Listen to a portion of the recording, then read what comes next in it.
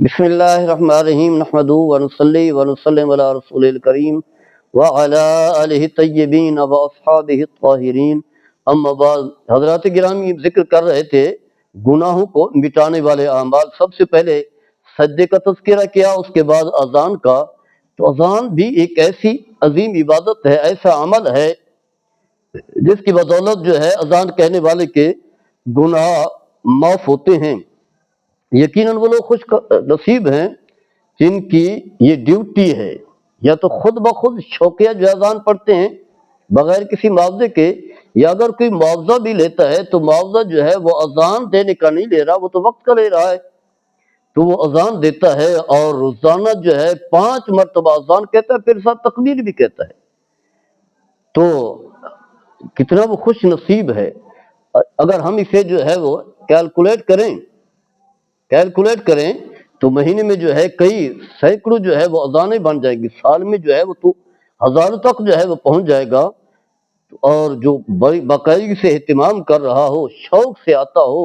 وضو کرے اور پورے شوق سے جو ہے اذان کے کلمات کہے، اللہ کی جو ہے وہ شان بیان کرے، اشہد اللہ الہ الا اللہ، اس سے پہلے اللہ اکبر، اللہ سب سے بڑا ہے، اللہ ہی شان والا ہے، پھر یہی کہ اللہ ہی ہے جو عبادت کے لائق ہے، میں اس کی گواہی دیتا ہوں، اور نبی کریم صلی اللہ تعالی علیہ وسلم کی رسالت کی بھی گواہی دے رہا ہے، اور پھر لوگ کو بلا رہا ہے، حی علی الصلاۃ، لوگوں نماز کی طرف آؤ، کامیابی کی طرف آؤ، فلاح کی طرف آؤ۔ اور پھر فجر کے بعد کہتا ہے الصلاۃ خیر من النوم، نماز جو ہے نیند سے بہتر ہے۔ یہ آواز بلند کر کے لوگوں کو بلانا، اور لوگ اس کی آواز پر جو ہے اٹھتے ہیں، بیدار ہوتے ہیں، اپنے کاروبار بند کرتے ہیں، گھر سے نکلتے ہیں اور نماز کی طرف جو ہے بھاگے چلے آتے ہیں، تو وہ شخص کتنا جو ہے خوش نصیب ہے۔ ایسا پاکیزہ عمل ہے، ہر مسلمان کی چاہت اور خواہش ہونی چاہیے کہ میں نے اذان کہنی ہے، میں اذان کہوں گا۔ اس لیے نبی کریم صلی اللہ تعالی علیہ وسلم نے فرمایا کہ اگر کسی انسان کو معلوم ہو جائے اذان دینے کا کتنا ثواب ہے تو آپس میں لڑنے لگ جائیں، جھگڑنے لگ جائیں، یہاں تک کہ قرآن اندازی ہو کہ جس کے نام قرآن نکلے گا وہی جو ہے اذان پڑھے گا۔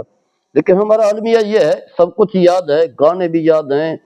فلاں چیزیں، بہت ساری چیزیں جو ہیں وہ یاد ہیں، لیکن اذان کے کلمات یاد نہیں۔ اگر یاد ہیں تو گھبراتے ہیں، ڈرتے ہیں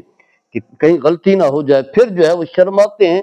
لوگ کیا کہیں گے، فلاں یہ کہے گا، یعنی نیکی کرنے میں بھی لوگ گھبرا رہے ہیں، گناہ کرنے میں تو کوئی شرمندگی نہیں ہوتی، کوئی ندامت نہیں ہوتی، بڑے شوق سے لوگ جو ہے سگریٹ نوشی کر رہے ہوتے ہیں، شراب نوشی کر رہے ہوتے ہیں، تکبر سے اترا رہے ہوتے ہیں، لوگوں کو ستا رہے ہوتے ہیں، مظالم ڈھا رہے ہوتے ہیں اپنے بڑے شور کرنے کے لیے، لیکن نماز کے لیے، عبادت کے لیے، اذان کے لیے، لوگوں کو عبادت کے لیے بلانے کے لیے جو ہے وہ گھبراتے ہیں، نہ شرمندہ ہوتے ہیں، لوگ کیا کہیں گے۔ تو الغرض حدیث پاک میں آتا ہے، حضرت ابو ہریرہ اس حدیث کے راوی ہیں، فرماتے ہیں کہ نبی کریم صلی اللہ تعالی علیہ وسلم نے فرمایا المؤذن یغفر له مدى صوته ويشهد له كل رطب ويابس وشاهد الصلاة يكتب له 25 صلاة ويكفر عنه ما بينهما۔ فرمایا کہ مؤذن کی اذان جہاں جہاں تک پہنچتی ہے، اس کی اذان کی انتہا تک جو ہے اس کی بخشش کر دی جاتی ہے، اس کے گناہ معاف کر دیے جاتے ہیں جہاں جہاں تک آواز جاتی ہے۔ اور ہر خشک و تر چیز، یعنی حیوانات ہوں، نباتات ہوں، جو بھی ہے وہ اس کی حق میں جو ہے اللہ کی بارگاہ میں جو ہے گواہی دیں گے کہ یا اللہ، یہ شخص جو ہے لوگوں کو نماز کے لیے بلایا کرتا تھا، آوازیں دے کر، اذان کہہ کر کے، اور نماز میں حاضر ہونے والے کے لیے بھی 50 نمازوں کا ثواب لکھا جاتا ہے۔ یعنی جو لوگ جو ہے اذان کے بعد سن کر کے مسجد میں آتے ہیں، نماز جماعت کے ساتھ پڑھتے ہیں، تو ان کے لیے جو ہے 50 نمازوں کا ثواب جو ہے لکھا جاتا ہے۔ اور پھر فرمایا نمازوں کے درمیان گناہ جو ہے معاف کر دیے جاتے ہیں، گناہوں کی مغفرت اور بخشش ہو جاتی ہے۔ اسی طرح جو شخص جو ہے اذان کے کلمات سنتا ہے اور ساتھ وہ بھی دہراتا جاتا ہے، یعنی جب مؤذن کہتا ہے اللہ اکبر تو وہ بھی کہتا ہے اللہ اکبر، وہ کہتا ہے اشہد ان لا الہ الا اللہ تو وہ بھی کہتا ہے اشہد ان لا الہ الا اللہ، اور وہ کہتا ہے اشہد ان محمد رسول اللہ تو نبی کریم صلی اللہ علیہ وسلم کی بارگاہ میں درود پڑھتا ہے، اور یہ کلمات بھی کہتا ہے اشہد ان رسول اللہ، اور درود بھی پڑھتا ہے، اور حی علی الصلاۃ لا حول ولا قوۃ الا باللہ، حی علی الفلاح لا حول ولا قوۃ الا باللہ، یا جو ہے الصلاۃ خیر من النوم پر کہتا ہے صدقت وبررت وبالحق نطقت، یہ کلمات کہتا ہے تو اس کے گناہ بھی معاف ہوتے ہیں. یعنی اذان کا جواب دینے والا، تکبیر کے کلمات کا جواب دینے والا، اذان کہنے والے کے گناہ تو معاف ہوتے ہیں، جو سن کر کے ان کے جوابات دیتا ہے اللہ تعالیٰ اس کی مغفرت و بخشش فرماتا ہے. یعنی دیکھیں اللہ کی رحمت کی وسعت کتنا ہے. اللہ جو ہے یہی چاہتا ہے کہ میں اپنے بندوں کے گناہ معاف کروں. اللہ نے ایک وسائل بنائے ہوئے ہیں نیکیوں کے، اور یہ نیکیاں جو ہیں کوئی مشکل نہیں ہے، بڑی آسان نیکیاں ہیں. حدیث پاک میں آتا ہے، حضرت سعد بن ابی وقاص رضی اللہ تعالیٰ عنہ اس حدیث کے راوی ہیں، فرماتے ہیں کہ نبی کریم صلی اللہ تعالیٰ علیہ وسلم نے فرمایا، من قال حين يسمع المؤذن اشهد ان لا اله الا الله وحده لا شريك له وان محمدا عبده ورسوله ورضيت بالله ربا وبمحمد رسولا وبالاسلام دينا غفر له ذنبه. فرماتے ہیں کہ جو شخص جو ہے اذان سنتے وقت جب وہ سنتا ہے تو وہ بھی یہی کہتا ہے، اشہد اللہ الہ الا اللہ وحدہ لا شریک لہ وان محمد عبدہ ورسولہ. میں اس بات کی گواہی دیتا ہوں کہ اللہ اکیلا ہے، اپنی ذات میں، اپنی صفات میں، اپنے افعال میں، اپنے اسماء میں، اپنے احکام میں اس جیسا کوئی نہیں ہے، اللہ کا کوئی شریک نہیں ہے، اور محمد صلی اللہ علیہ وسلم اللہ تعالیٰ کے بندے اور اس کے رسول ہیں، اور میں اللہ کے رب ہونے پر راضی ہوں، محمد صلی اللہ تعالیٰ علیہ وسلم کے رسول ہونے پر راضی ہوں، اور اسلام کے دین ہونے پر راضی ہوں. تو فرمایا کہ جو شخص یہ کلمات کہتا ہے غفر لہ ذنبہ، اس کے گناہ معاف کر دیے جاتے ہیں. صحیح مسلم ہے کتاب الصلاۃ باب استحباب القول مثل قول المؤذن لمن سمعہ، جلد نمبر جو ہے 1 ہے اور صفحہ نمبر جو ہے 85 ہے.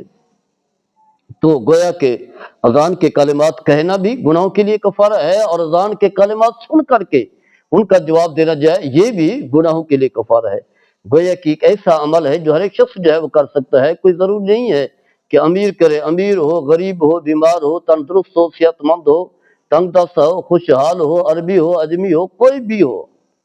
اسے چاہیے کہ ان کلمات کو یاد بھی کر لے. کتنا وقت لگ گیا؟ کوئی وقت بھی نہیں لگتا، انسان بہت کچھ یاد کرتا ہے. تو اذان کے کلمات کو جو ہے یاد کر لے، حفظ کر لے، اور فوری طور پر جو ہے جب ہی اذان کے کلمات کہے، چاہے وہ چل رہا ہے تو رک جائے، کہیں کام کر رہا ہے تو ہاتھ جو ہے وہ روک لے، دکان پر بیٹھا ہے تو لینا دینا جو ہے بند کر دے، فوری طور پر جو ہے ان کلمات کا جواب کہے. واضح ہے کہ ہر ایک شخص جو ہے اذان کے کلمات تو نہیں کہہ سکتا، نہیں جا سکتا. اگر وہ اس نیکی کو نہیں پا رہا تو کم از کم جواب دینے والی نیکی کو تو پا سکتا ہے، اس نیکی کو تو حاصل کر سکتا ہے. اور حقیقت یہ ہے ہمیں تو اس وقت اندازہ نہیں ہو رہا، اندازہ نہیں ہوتا، کیونکہ نیکیاں ہیں، فرشتے لکھ رہے ہیں، لکھ کر کے جو ہے وہ اعمال نامے جو ہے بھرے جا رہے ہیں، فائلیں جو ہے بن رہی ہیں. قیامت کے دن جو ہے جب اس کے سامنے اس کی نیکیاں کھولی جائیں گی، میزان پر رکھی جائیں گی، میزان کا پلہ جو ہے بھاری ہوگا تو اتنا خوش ہوگا. اور جب اس کا جو ہے نام اعمال اس کے دائیں ہاتھ میں دیا جائے گا، اور ان نیکیوں میں سے جو ہے نیکیوں کو بھی دیکھے گا کہ میں اذان کا جواب دیتا رہا، فرشتوں نے لکھا ہے کسی چیز میں کوئی کمی نہیں ہے، تو اس کی خوشی کی انتہا نہیں ہوگی. لوگوں کو بلا کر کہے گا کہ آؤ میرا نام اعمال جو ہے وہ دیکھو، میرے نام اعمال میں یہ بھی نیکی ہے، یہ بھی ہے نیکی، یہ بھی نہیں، اور یہ نیکی بھی ہے کہ میں بیٹھا گھر میں ہوتا تھا اور جب محسن کلمات کہتا تھا اذان کے تو میں بھی جواب دیتا تھا، یہ بھی میرے نام اعمال میں جو ہے شامل ہے. اس سے میرے گناہ بھی دھلے، گناہ بھی معاف ہوئے، میرے درجات بھی بلند ہوئے، اور یہ میری نیکیوں کو میں شامل ہوا، اور اس سے جو ہے میری نیکیوں کا پلہ جو ہے بھاری ہو گیا ہے. تو الغرض جو ہے اس طرح کی نیکیاں جمع کریں. اللہ نے آپ کے لیے بہت سارے نیکیوں کے وسائل رکھے ہیں، تو یہ نیکیاں جو ہے آپ کے گناہوں کے لیے کفارہ بھی بن جائے گی. اللہ تعالیٰ ہم سب کو عمل کرنے کی توفیق عطا فرمائے.